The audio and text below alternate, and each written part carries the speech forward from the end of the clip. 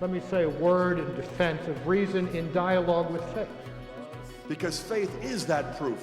Faith unites us to that substance. But reason, in order to realize its full potential, needs the horizons revealed by and truths contained in the faith. And not just any faith, but the Catholic faith.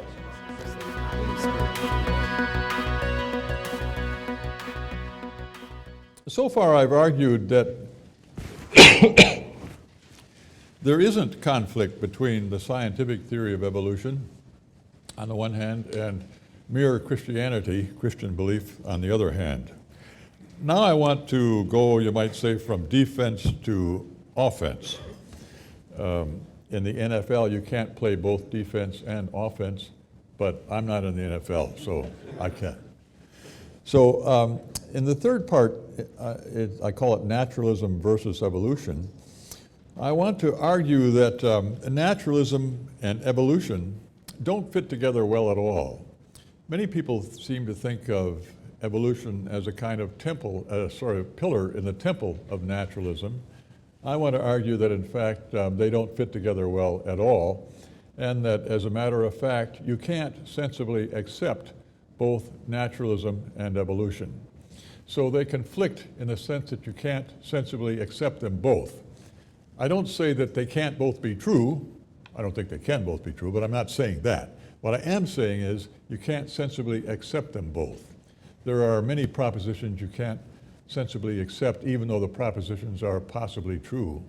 For example, I can't sensibly believe that nobody ever believes anything. It's possible that, it's logically possible that nobody believes anything, but I can't sensibly claim that I believe that nobody believes anything, all right?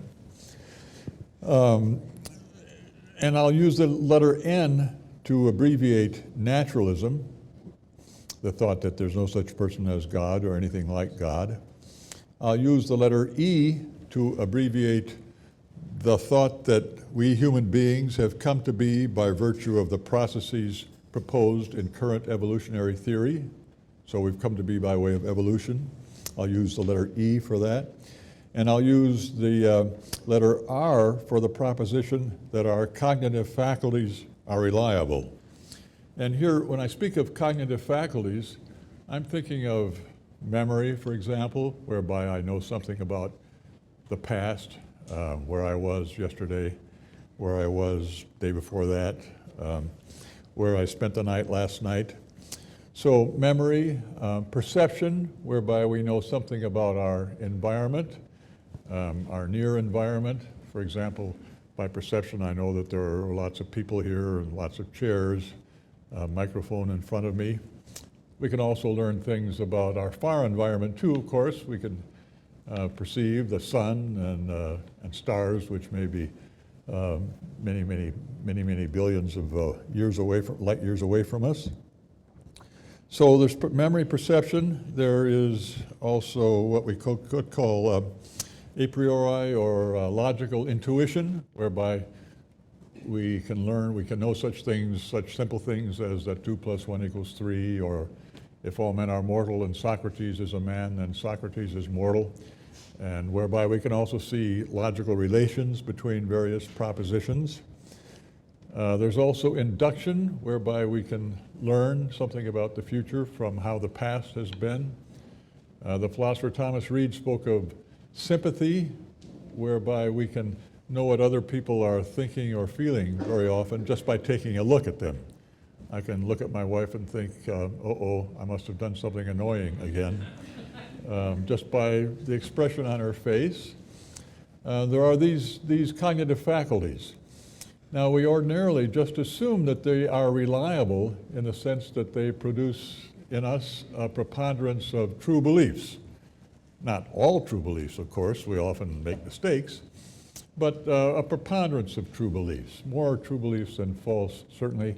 Maybe has to be more than, say, 3 out of 4 true beliefs in order for the faculties in question to be reliable. Hard to say exactly what this proportion, what this requirement is for reliability, but something like that. And we all take it for granted that our faculties are reliable. They are reliable in the sort of central area of their application, they're more reliable than at the fringes. So if I'm in the mountains, I might look a long ways, look off in the distance and see this white, whatever, blur. I might think that's a mountain goat, and I might be right, but I might also be wrong. On the other hand, if I hike right up to this mountain goat, which is, we'll say, 400 yards away, take a good, careful look at it, well, then I'll know for sure that it's a mountain goat. For sure, relatively speaking. It's conceivable that somebody dressed up a sheep or something, or made some really elaborate mountain goat robot to deceive me, but setting that sort of thing aside, that kind of use of our faculties is, we think, very reliable. Okay, now what I want to argue is the following. I want to argue, here are the premises there. First, that the probability of R on N and E is low. And here you see that P of R slash N and E, that's just a notation for conditional probability, which is an idea we've all got, even if we don't have the term, and use all the time.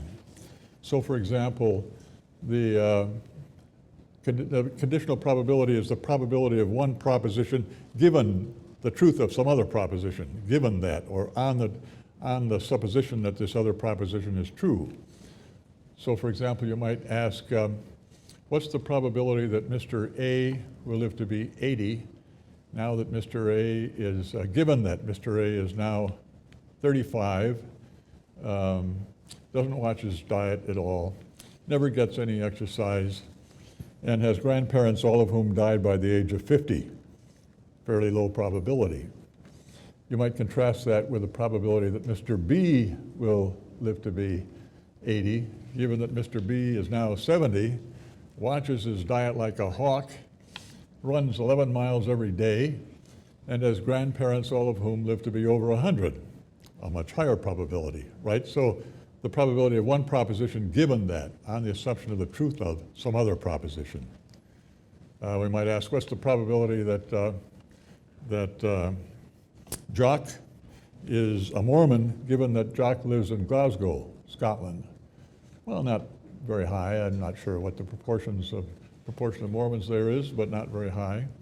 And we could contrast that with the probability that Brigham is a Mormon, given that Brigham lives in Salt Lake City. That will be, again, a much higher probability, all right? So the first premise of the argument is that the probability of R given N and E is low.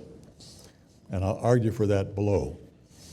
The second premise is that if you accept N and E, and you also see that one is true, then you have a defeater for R, where a defeater for one of your beliefs is a new belief you acquire such that as long as you accept this new belief, you can no longer rationally accept the other belief, the defeated belief.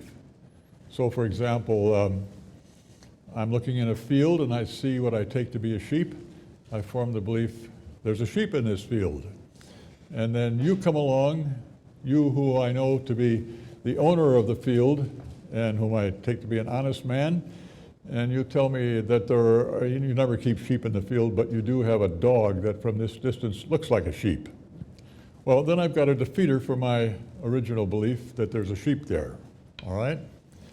I might imagine I am in Aberdeen, Scotland. I've got the guidebook, and I read that the chapel of King's College there, or that I read that the university was established in 1595. So I formed the belief, well, it was established in 1595. Then I go to a cocktail party, and I meet the author of the guidebook, who's got a peculiarly hangdog look about him, and he shamefacedly admits that he got that all wrong. It wasn't 1595, it was 1495. Well, then I'll have a defeater for my original belief that it was 1595. As you can imagine, defeaters can also themselves have defeaters. You can have defeaters, right?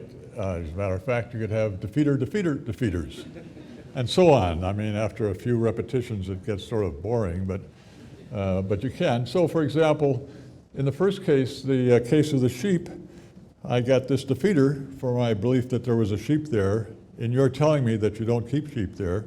But then I run into your wife who says that, shakes her head sadly and says, my poor husband, he's developed this thing about sheep, and he always claims there aren't any sheep in that field, even when there are. I don't know what's going to become of him. Well, then I've got a defeater, and I'll be back to my original belief that there was a sheep in the field. All right? Okay. So the first premise then is that the probability of R on N and E is low.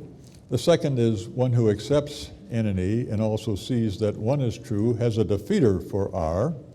The third is this defeater can't in turn be defeated, where R is the proposition that our cognitive faculties are reliable. And furthermore, the next premise, one who has a defeater for R, for the proposition that our faculties are reliable, has a defeater for any belief she takes to be produced by her faculties. But of course, that's all of her beliefs. All of our beliefs are produced by our cognitive faculties, including N and E itself. That's one of her beliefs. So N and E is self-defeating. It provides a defeater for itself. It shoots itself in the foot.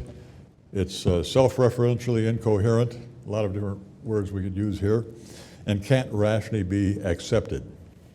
Okay.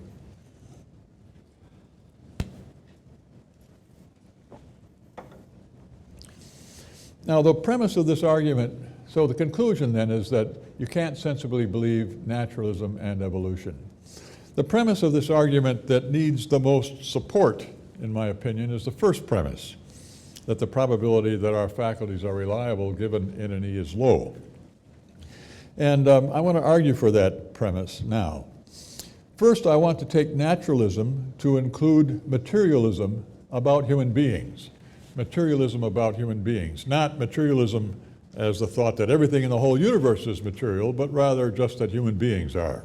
So there are people who believe in God, but also are materialists about human beings. My colleague Peter Van Inwagen at the University of Notre Dame, for example, is such a person. A materialist about human beings thinks that human beings are material objects. Maybe what I am is my body, or maybe I'm identical with my brain, or maybe the left half of it, or maybe some part of the left half of it, something like that. What I am is a material object. I don't have any immaterial soul as a part. I am not, as Descartes and Augustine thought, myself an immaterial substance intimately joined to or related to a material object, namely my body. No, I just am my body or some part of it or some material object. All right? That's what the materialist thinks.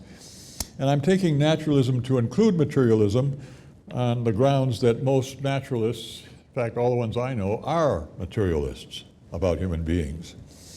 And from the point of view of materialism, a belief, if you ask what is a belief then from this point of view, what is a belief? I've got the belief that all men are mortal, for example. What is that thing, that belief? What kind of an animal is it? According to materialism, about the only real possibility is that a belief will have to be an event or a structure in my nervous system. Maybe a bunch of neurons collected together and firing away and sending signals out via nerves to other such events or collections of neurons, or maybe to muscles or to glands, and maybe with input from sense organs and the like of that. That's the sort of thing that a belief will have to be from this perspective. And now, instead of thinking about ourselves, let's think about a population of creatures on some distant planet, maybe in some other universe. And let's suppose that N and E holds for them. So they came to be by way of naturalism, they came to be by way of evolution, and it'd be unguided evolution. We're supposing that naturalism and evolution holds for them. What we can assume about these creatures is that their behavior is adaptive, that it's conducive to survival and reproduction. Since they have survived, their behavior is presumably conducive to survival and reproduction. So their behavior is adaptive. This behavior is caused by processes in their brains. So if you ask, oh, why does my arm go up? Then from this materialist point of view, at least, the answer will be in terms of signals sent from my brain along effector nerves to the relevant muscles, which are caused to contract, and up goes my arm, all right? This behavior is caused by processes in their brains, which we can speak of as the underlying neurology. This neurology, therefore, is also adaptive. Since it causes adaptive behavior, we can say of it that it too is adaptive. This neurology, furthermore, also causes their beliefs. The neurology also causes their beliefs. But so far as that adaptive behavior is concerned, it doesn't matter whether those beliefs are true or whether they're false. If they're true, that's fine. If they're false, that's also fine. Either way, as long as the underlying neurology causes adaptive behavior, you'll have fitness, and it won't matter one way or the other whether these beliefs are true. Another way to think about it, a belief will, as I said, be a neural structure of some kind, and it will have two kinds of properties. Neurophysiological properties, properties that detail how many neurons there are in that particular structure, how they're connected with each other, what the rate of fire in the various parts of the structure is, how the rate of fire in one part changes in response to a change in rate of fire in another part, and so on. Neurophysiological properties, I'll call them NP properties. But if it's really a belief, it will also have a property of quite a different sort. It will have a content. This neural structure will have to have a content. It'll have to be the belief that P, for some proposition P, maybe the proposition that where the Metropolitan Opera House in New York City now stands, there once was a tavern. Maybe that's the content of a particular neuronal structure of that sort. It'll have to have a content. Now, when you ask how are these two related, the NP properties and the content properties, according to materialists, the NP properties determine the content properties. The content properties, like other mental properties, as they say, supervene on the neurophysiological properties. They are determined by them. At the same time, the NP properties, it's by virtue of those NP properties that the belief causes whatever it does. But it's not by virtue of its content that it causes what it does cause. If it had the same NP properties, this belief, but a different content, it would still cause the very same effects with respect to behavior, all right? Okay, so what I say then is this neurology causes their beliefs, but as far as that adaptive behavior is concerned, it doesn't matter whether those beliefs are true or false. If true, that's fine. If false, that's also fine, so long as the neurology causes the right behavior. It doesn't matter, therefore, whether their beliefs are mostly true or mostly false or 50-50. Take any particular belief. What's the probability that that belief is true? Well, it could be true, it could be false, given what we know, namely that these creatures were produced by evolution, by unguided evolution. Could be true, could be false. I'd say it's about a half. But then the probability of R for these creatures is really low. If you have 100 independent beliefs and the probability with respect to each one that it's true is a half, then the probability that, say, 3/4 of your beliefs are true will be something like 1 out of 1,000,000. It'll be very low, all right? So the probability of R for these creatures is really low. The probability of R on N and E with respect to them, so I say, is low. But of course, the same will go for us. So that premise one, so I say, is true. And since it's the premise that needs the most argument, and I've now given the argument, I say the conclusion is true. Thank you.